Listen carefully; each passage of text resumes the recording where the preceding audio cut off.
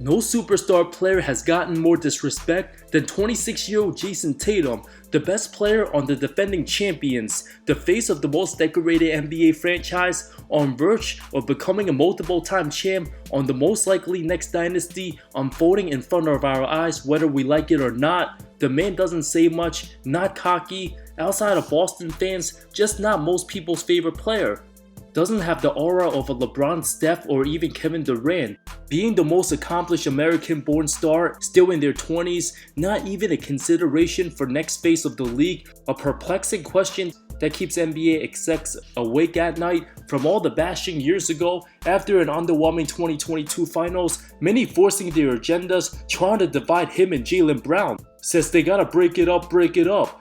Both ignored the noise, finally won together. Still doubters questioning his easy path to the 24 title. There's always excuses. He didn't win Finals MVP, so not good enough for the casuals. No NBA champion has ever gotten so humiliated, benched for Team USA, despite being the real champ, didn't get his flowers. Almost unheard of for any first-time NBA champion superstar to have his status and value diminish over the summer, when in reality, he's been the most consistent American star of the 2020s and is not close. Having another solid season, superstar caliber numbers, being the face of the title favorites, from not even playing in USA blowouts, while teammate Derek White, who many nights the 5th best player on Boston, playing over him, and Kerr couldn't even give JT 2 minutes some games. Look how he's doing for Golden State now. From being the 2nd best player in the 2021 Olympic squad behind KD to being one of the biggest disappointments, the victim not getting playing time, absolutely disrespectful and embarrassing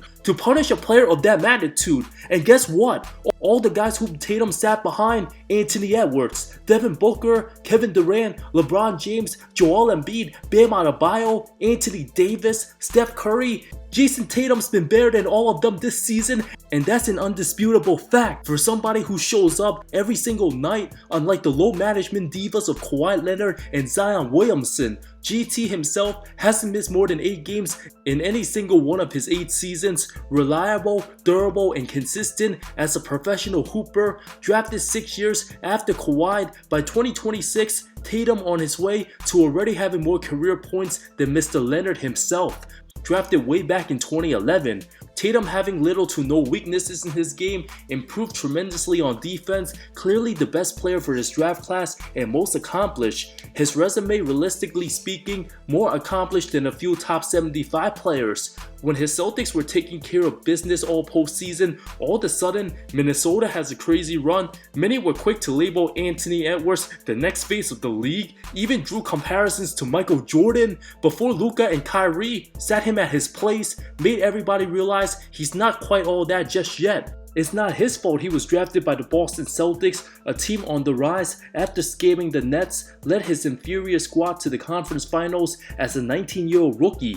His skills and talents absolutely exceeded expectations. Can you imagine if Boston taken Markelle Fultz, Lonzo Ball, or Josh Jackson? 2 of them already out the league. The other could be on his way out after this season. None would have lasted more than 3 seasons in Beantown before Danny Ainge gets rid of them.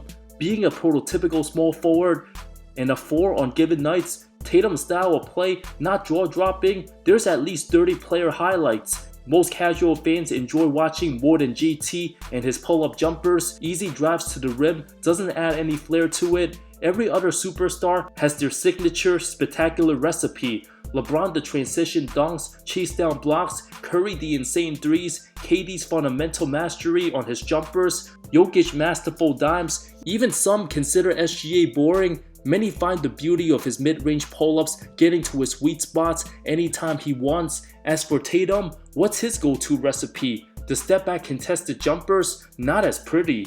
His athleticism also not the same as prime Kawhi Leonard. The type of player everybody needs to acknowledge. He's not the best at one particular thing, but very above average at everything else. Just a master of none. Doesn't have any specific go-to moves that allows him to get a bucket whenever needed. Doesn't always get to his spots, and not the most aggressive when attacking the paint unless he catches fire.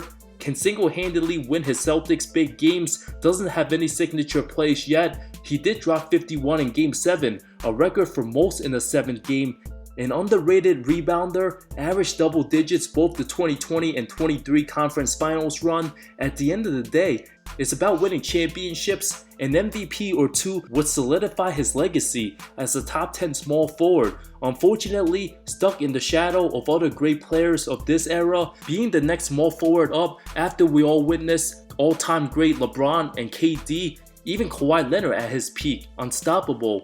Two of the most talented players to ever play the small forward position, prime Tatum will never reach LeBron or Durant superstar standards, both of whom were the two best players in the game a decade ago. Near impossible to be the next guy up and dominate that position. Tatum's just not transcendent like those two. Realistically, the league might never see another player quite like LeBron or KD once they retire. There's also a significant gap between the very best players today, all of whom international, Jokic, Giannis, Luka, consensus top 3, all had to carry a heavy burden for their team's success. Even Shai Gilgeous-Alexander, only a few months younger than Tatum, both now 26, viewed like an up-and-coming superstar, will probably become this year's MVP. Almost everybody ranks him ahead of JT, getting more credit, leading his team to the #1 seed on an inferior squad. Shai proven to be more consistent over the last 2 years. Individually, I do believe SGA ranks higher than Tatum for best player discussions. JT does have the luxury to not perform up to his max potential when his team can still easily win. Many can agree Gilgeous-Alexander better than Tatum on carrying an inferior team. JT in many ways similar to a young Paul George with a better and more humble attitude, better supporting cast, surrounded by the right team, allowing him to shine. Will have some outstanding games, but oftentimes terrible games to follow, just like his 2 finals games Boston won in 2022, 3 of 17 shooting game 1, 9 of 23 game 3. Can guys like Jokic, Giannis, or Luka with those numbers win? Absolutely not. If those 3 were put in Tatum's situation in Boston, they have multiple rings by now and would be in the middle of an unstoppable dynasty. Tatum's lack of personality, copying Garnett's speech to posing with the Larry O in the locker room, everything seemed way too rehearsed. Trying to perfect his auditions, Tatum himself plain boring like a robot, similar to Tim Duncan as a wholesome introvert. Duncan, however, just happens to be one of the all-time greats. JT won't be as great as Timmy, but just appropriate as a future double-digit time all-star player. On his way to making 4 straight first-team All-NBA selections, many of the hate often comes from jealousy, him being on Boston.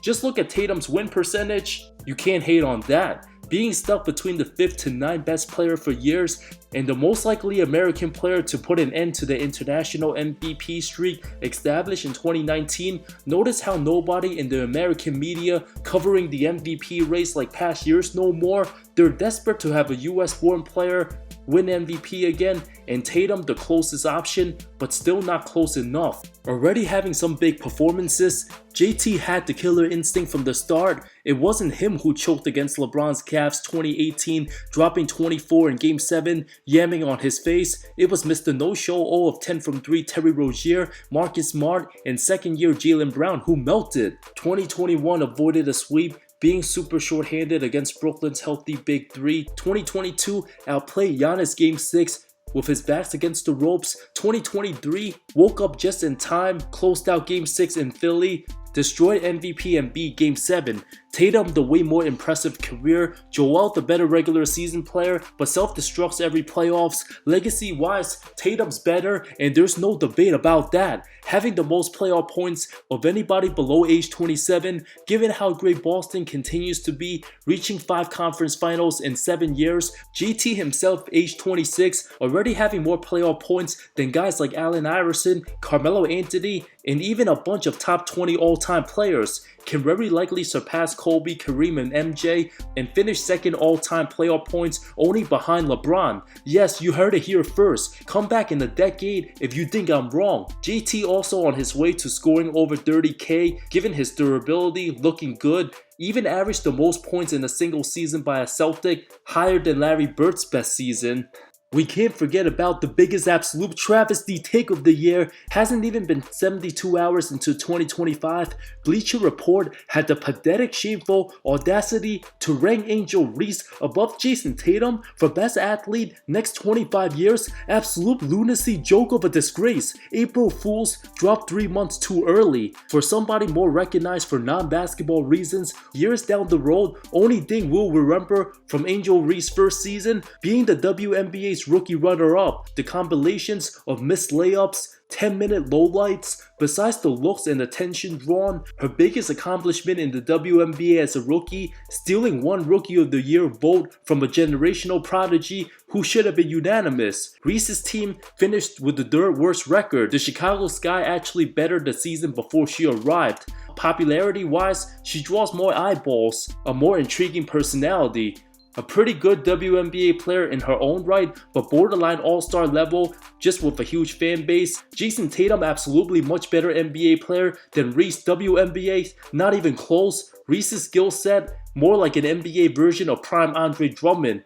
Who knows if she'll ever reach top 10 WNBA player status based on the talent for the game. Will she even be in the WNBA 5 years from now with all-time great OF potential? For somebody who's more focused on stat padding the boards, relentlessly hunting for numbers, missing shots purposely, absolutely disgraceful for Bleacher Report having this atrocious clickbait. Reese ranked above JT. We're talking about an MVP candidate in Tatum who made the postseason every year of his career. Most of the hype and news you'll hear about Mrs. Ranked 23rd, nothing to do with basketball. 99% drama, clout, attention-craving antics, while Tatum just minds his own business, continues to play ball at the highest level, already proven himself to outplay some of the game's best players in the biggest of stage, an absolute slap in the face for how much JT's been heavily disrespected. Bleacher Report might as well get brought out by Barstool. By the end of the decade, come back to me after you see who ended up with the most points and titles throughout the entire 2020s, and don't be surprised.